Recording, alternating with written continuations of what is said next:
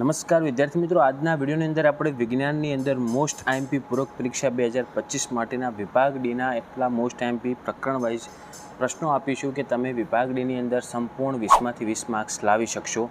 એ પ્રશ્નો પણ આપણે આજના વિડીયોની અંદર તમને બતાવવાના છીએ। એ પ્રશ્નોના તમે સ્ક્રીનશોટ લેતા રહેજો। ચેપ્ટર વાઇઝ કેટલા પ્રશ્નો આવશે ને કયા ક્રમમાં આવશે સંપૂર્ણ એનાલિસિસ કરીને તમારા માટે આ ખાસ વિડીયો બનાવ્યો છે।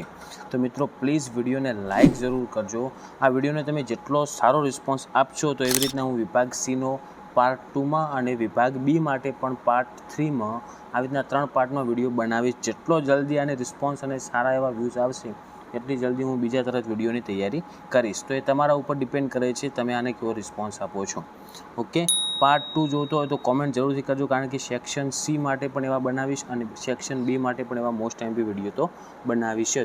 પણ સમય બિલકુલ થોડો છે એટલે જલ્દીથી જલ્દી રિસ્પોન્સ આપજો। તમારા બીજા મિત્રોને પણ શેર કરજો અને આવા ઉપયોગી વિડીયો માટે આપણી ચેનલને સબસ્ક્રાઈબ કરી દેજો। મિત્રો જો વિભાગ ડીની અંદર તમારે ટોટલ 5 પ્રશ્ન લખવાના છે। ઓકે, હવે દરેક પ્રશ્ન 4 ગુણનો આવશે। એમાં તમને કયા નંબરનો આવશે એ પણ જણાવી દઉં। જો બીજા ચેપ્ટર કે એસિડ બેઝ અને ક્ષારના ક્વેશ્ચન 47 અને 48 મતલબ 47મો પ્રશ્ન અને 48મો પ્રશ્ન બીજા પ્રકરણનો હશે તો એના મોસ્ટ એમપી આ પ્રશ્નો છે। તમે પહેલાં 1 થી 5 પ્રશ્નોનો સ્ક્રીનશોટ લઈ લો। ઓકે, મોસ્ટ એમપી પ્રશ્નો છે। જુઓ, પીએચ માપક્રમ, પીએચનું દૈનિક જીવનમાં મહત્ત્વ, પછી બનાવટ અને ગુણધર્મો કેના, સોડિયમ હાઇડ્રોક્સાઇડ એટલે કે ક્લોરીન આલ્કલી પ્રક્રિયા, પછી ત્રીજો છે વિરંજન પાવડરની બનાવટની ઉપયોગો, પછી બેકિંગ સોડાની બનાવટની ઉપયોગો, પ્લાસ્ટર ઓફ પેરિસ, એવી રીતના આપેલા છે। પછી આગળ તમે 6 અને 7નો સ્ક્રીનશોટ લઈ લો, કારણ કે સમય થોડો છે, જલ્દીથી જલ્દી સ્ક્રીનશોટ લઈ લેજો। પછી 8 અને 9નો લઈ લો ચલો, જેમાં મનુષ્યમાં પાચનતંત્રમાં પીએચનું મહત્ત્વ સમજાવવું। આજે તમારે બોર્ડ એક્ઝામ 2025માં પૂછાયેલ છે એ પ્રશ્ન છે। હવે આગળ આપણે જોઈશું 5મું ચેપ્ટર। તમારે ફક્ત ઓછા ચેપ્ટરથી વિભાગ ડીમાં પૂરેપૂરા માર્ક્સ આવશે। મેં જે ઉપયોગી ચેપ્ટર છે જેમાં ડબલ પ્રશ્ન આવે છે ને એ જ ચેપ્ટર તમારા માટે કંઈ ખાસ લીધા છે। તો 5મું ચેપ્ટર છે આપણે જૈવિક ક્રિયાઓ। તો એમાં 50મો અને 51મો પ્રશ્ન તમારે આ ચેપ્ટરની અંદરથી જ આવશે। તો જુઓ, એમાં પહેલાં તમે 1 થી 6 પ્રશ્નોનો સ્ક્રીનશોટ લઈ લો, જેમાં હૃદય આપણો પંપ છે, હૃદયની આકૃતિ પણ તૈયાર કરવાની, મનુષ્યનું પાચનતંત્ર આકૃતિ સમજાવો, એ રીતના 6 પ્રશ્નોનો સ્ક્રીનશોટ લઈ લો, આજને આજ તૈયાર કરજો। પછી આગળ 7મો પ્રશ્ન છે એનો સ્ક્રીનશોટ લઈ લો। આગળ 8 થી લઈ અને 9, 8 અને 9 એટલે જો એક ચેપ્ટરના 9 પ્રશ્ન આપેલા છે, 8-9 ચેપ્ટર તમે એકવાર વાંચીને જશો ને તો તમને એટલીસ્ટ એના રિલેટેડ લખતા પણ ફાવશે। એટલે આનો સ્ક્રીનશોટ લેતા રહો અને તૈયારી કરતા રહેજો। ઓકે, ચલો હવે ત્રીજું પ્રકરણ જોઈશું આપણે, જેનું નામ છે માનવ આંખ અને રંગબેરંગી દુનિયા। તો જુઓ મિત્રો, આમાંથી એક જ પ્રશ્ન 52મો પ્રશ્ન એ આની અંદરથી જ આવશે। તો ટોટલ તમારા પ્રશ્ન કેટલા થઈ ગયા? બીજા ચેપ્ટરના 2, 5મા ચેપ્ટરના 2 અને 10મા ચેપ્ટરનો 1, એટલે 5 આપણે પ્રશ્ન થઈ ગયા અને 5 પ્રશ્નો લખો એટલે 20માંથી 20 ગુણ પાકા।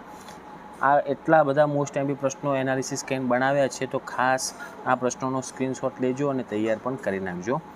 જુઓ, પહેલાં 1 થી 5 પ્રશ્નોનો તમે સ્ક્રીનશોટ લઈ લો, જેમાં જુઓ પ્રશ્ન આપેલા છે માનવ આંખની નામ નિર્દેશનવાળી આકૃતિ, મુખ્ય ભાગ્યોના કાર્ય, બીજું ટૂંકનો જ છે તારાઓનું ટમટમવું, ત્રીજો છે મેઘધનુષ્યની ઘટના આકૃતિ દોરી સમજાવવું, ચોથું લઘુદ્રષ્ટિની ખામી એટલે શું, આ ખામી થવાના કારણો જણાવો, તેને કેવી રીતે નિવારી શકાય એ પણ આકૃતિ સહિત તૈયાર કરજો। અને 5મું છે ગુરુદ્રષ્ટિની ખામી એટલે શું, આ ખામી, હવે જો ગુરુદ્રષ્ટિની ખામીની જગ્યાએ તમને હાઇપરમેટ્રોપિયા આવે તો એની અંદર પણ એ જ પ્રશ્ન લખવાનો, એ પણ સમજી લેજો સાથે સાથે।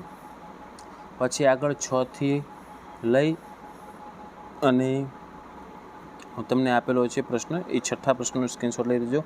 અમુક વાર આ રીતનો પ્રશ્ન પણ પૂછે છે કે કોઈ એક વ્યક્તિ પુસ્તકાલયમાં બેઠી છે, તો તે વ્યક્તિ પુસ્તકાલયમાં પોતાનાથી 15 ફૂટ દૂર આવેલ દિવાલ પરનું લખાણ સ્પષ્ટ રીતે વાંચી શકે છે, પણ નજીક જે ટેબલ છે ને એનું વાંચી શકતું નથી, એમાં મુશ્કેલી પડે છે, તો આને કઈ ખામી છે?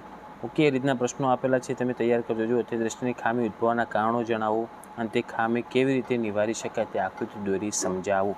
તો મિત્રો, હવે વિભાગ સીનો આપણે પાર્ટ 2માં લઈશું। તમે પાર્ટ 1ને જેટલો સારો રિસ્પોન્સ આપશો એટલો જલ્દી હું બીજો વિડીયો બનાવીશ પાર્ટ 2નો। ઓકે, તો તમારા માટે ખાસ આજનો દિવસ મહેનત કરીને એનાલિસિસ કરીને મોસ્ટ આઈએમપી ચેપ્ટર અને એ ચેપ્ટર એકદમ ઓછા, જે ચેપ્ટરમાં ડબલ પ્રશ્ન આવે ને એ રીતના મેં તમારા માટે એક એનાલિસિસ કરીને મોસ્ટ આઈએમપી પ્રશ્નોની લિસ્ટ બનાવી છે। ઓકે, તો વિડીયોને લાઇક કરી દેજો, તમારા બીજા મિત્રોને પણ શેર કરજો. આવા ઉપયોગી વિડીયો માટે આપણી ચેનલને સબસ્ક્રાઈબ કરી દેજો. ઓકે, અને આ વિડીયોને સારો રિસ્પોન્સ આપીને જો તમારે પાર્ટ 2 જોતો હોય તો પાર્ટ 2 માટે કોમેન્ટ કરજો. હવે મળીશું મિત્રો આપણે નેક્સ્ટ વિડીયોમાં. Thank you so much for watching my videos. Thank you so much.